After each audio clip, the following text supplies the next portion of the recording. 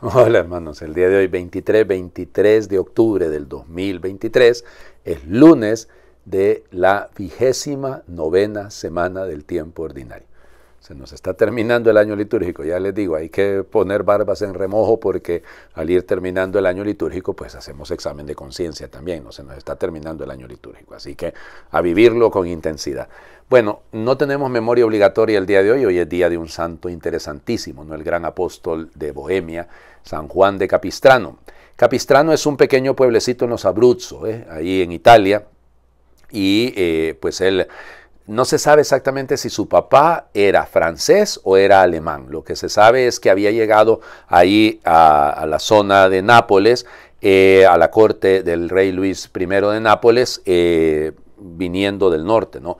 Y bueno, ahí nació Juan. Juan quería ser abogado y entonces pues eso fue lo que estudió y a una edad relativamente llegó a ser abogado, notario, cuando tenía apenas 26 años. Él había nacido en 1386, ¿por qué estoy pensando en otro? 1386 se supone en junio, el 24 de junio, por eso se llamaba Juan, el día de San Juan Bautista, ¿no? El nacimiento de Juan Bautista. Pues bueno, entonces resulta ser que pasa a ser incluso gobernador en Perugia y siendo gobernador de Perugia le toca enfrentar a una guerra a Rímini.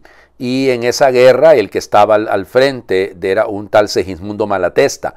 Lo capturaron en un momento en el que él andaba pues negociando la paz, oigan, y lo capturan y lo meten a la cárcel y estando ahí en la cárcel él se pone, dicen que tuvo una aparición de San Francisco de Asís que le dijo que se hiciera franciscano. Él se había casado brevemente antes de la batalla en la que lo capturaron, que realmente no fue una batalla sino una negociación, pues él se había casado pero no había consumado el matrimonio y entonces pues le dice a la esposa, mira, esto me ha pasado, y entonces se anuló el matrimonio porque no estaba consumado, ¿no?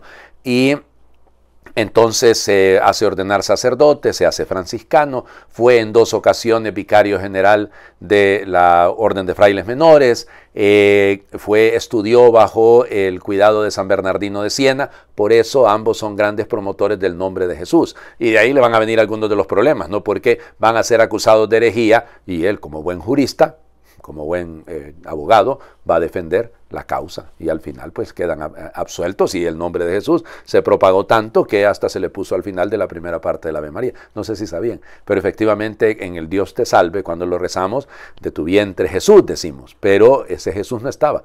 Bendito el fruto de tu vientre. Hasta ahí llegaba el Ave María. Pero gracias a la predicación de San Bernardino de Siena y de San Juan de Capistrano, pues cambió el asunto. Fue consejero de varios papas, papas en una época complicadísima, ¿no? Porque es la época del gran cisma, y entonces llega un momento en el que llegan a haber 3 papas. Él fue fiel siempre al Papa de Roma, que era el verdadero papa, ¿no? Y ya les digo, hará cosas muy bellas, solo que le toca vivir una época dificilísima, ¿no? Porque, en 1453 pues cae Constantinopla y entonces pues los turcos están a punto de invadir toda Europa, logran controlar Serbia con grandes dificultades. Los serbios sufrieron mucho en esta época y pues ya amenazan con llegar a Hungría. Y él, que había predicado en toda esa zona del este de Europa, oigan, se dicen que hacía, bueno, se hagan de cuenta que se han juntado los sermones de él y son cualquier cantidad de volúmenes, ¿no? O sea, yo no me acuerdo si eran 17, creo, volúmenes solo porque él predicaba y eran 2, 3 horas y la gente realmente hay muchos gestos de verdaderos milagros que ocurrieron durante la predicación de él en Polonia, en Austria, bueno, en la zona de Hungría. Ya les digo, y entonces además el Papa lo encomendó para que fuera nuncio ahí en Hungría. Él se va y es el momento, la crisis más grande es cuando un grupo de más de 150,000 mahometanos, pues musulmanes, están entrando. Él tiene que defender Belgrado, la ciudad de Belgrado. Si cae Belgrado, pues evidentemente caería prácticamente el centro de Europa. Y entonces él logra controlarlo gracias a la predicación, porque tenía muchísimo miedo. Creo que era una cuarta parte del ejército cristiano frente al ejército musulmán, ¿no? Y aún así ganaron. Se cuenta de que fueron más de 25,000 los que murieron gracias a la prédica de él, al animar. Jesús, Jesús, Jesús, les decía. Por eso les digo el nombre de Jesús. Y entonces se movieron. Y algunos van a decir después que este padrecito mueve más gente que todos los reyes juntos. Bueno, pero es que lo motivaba el Rey de Reyes y el Señor de Señores, que nuestro Señor Jesucristo. Entonces ya les digo, una vida llena de muchísimo sacrificio. Fue nombrado obispo en varias ocasiones, pero él no aceptó. Cuando se gana la batalla ahí en Belgrado, ¿cómo se llama? Pues resulta que, bueno, ya el gran predicador en contra de las herejías en general, eso es lo que vamos. Estamos en julio del año 1456, pero producto de tanto muerto que ha quedado en el campo, pues se da una peste, él se contagia y va a morir precisamente un 23 de octubre de 1456. Y para que vean ustedes, fue canonizado en 1690 por el Papa Alejandro VIII, y pues la fiesta queda el 23 de octubre porque no había necesidad de otra cosa. Ya les digo, se le viste a veces con armadura, no se le representa así como un guerrero, pero él nunca empuñó una espada. No, él lo que hacía era arengar, era animar pues a los soldados para que defendieran su fe, porque estaba en juego la fe. Bueno, hoy en día también está en juego nuestra fe y necesitamos Juanes Capistranitos por todos lados para que usted y yo no flaqueemos, sino al contrario, con mucha fuerza a defender nuestra fe. Vamos a las lecturas del día de hoy. Romanos, siempre no, capítulo 4, versículos del 19 al 25. Hermanos, la fe de Abraham no se debilitó a pesar de que a la edad de casi 100 años su cuerpo ya no tenía vigor y además Sara, su esposa, no podía tener hijos.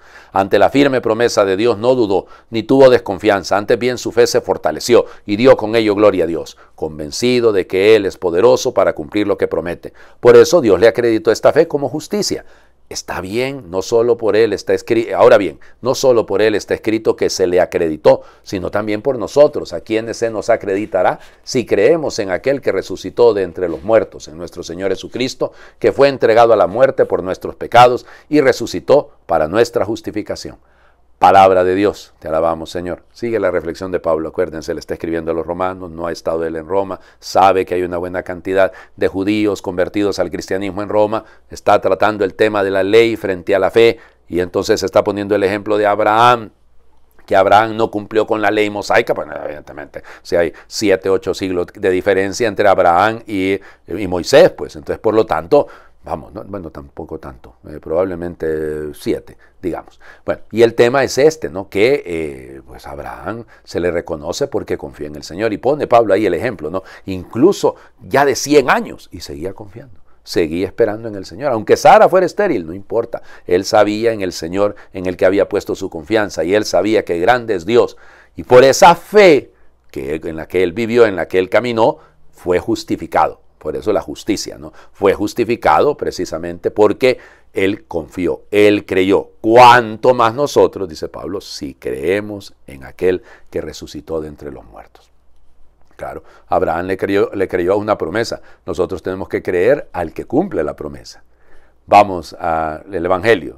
Lucas, capítulo 12, versículos del 13 al 21. En aquel tiempo, hallándose Jesús en medio de una multitud, un hombre le dijo: Maestro, dile a mi hermano que comparta conmigo la herencia. Pero Jesús le contestó: Amigo, ¿quién me ha puesto como juez en la distribución de herencias? Y dirigiéndose a la multitud dijo: Eviten toda clase de avaricia, porque la vida del hombre no depende de la abundancia de los bienes que posea. Después les propuso esta parábola. Un hombre rico tuvo una gran cosecha y se puso a pensar: ¿qué haré? Porque no tengo ya en dónde almacenar la cosecha. Ya sé lo que voy a hacer, derribaré mis graneros, construiré otros más grandes para guardar ahí mi cosecha y todo lo que tengo. Entonces podré decirme: ya tienes bienes acumulados para muchos años, descansa, come, bebe, date a la buena vida. Pero Dios le dijo: insensato, esta misma noche vas a morir. ¿Para quién serán todos tus bienes? Lo mismo le pasa al que amontona riquezas para sí mismo y no se hace rico de lo que vale ante Dios. Palabra del Señor. Gloria a ti, Señor Jesús. Bueno. A ver, nos resulta un poco extraño, ¿no? Que alguien de la multitud le diga al Señor Jesús: dile a mi hermano que me reparta la herencia. Recuerden, Marta, no, dile a mi hermana.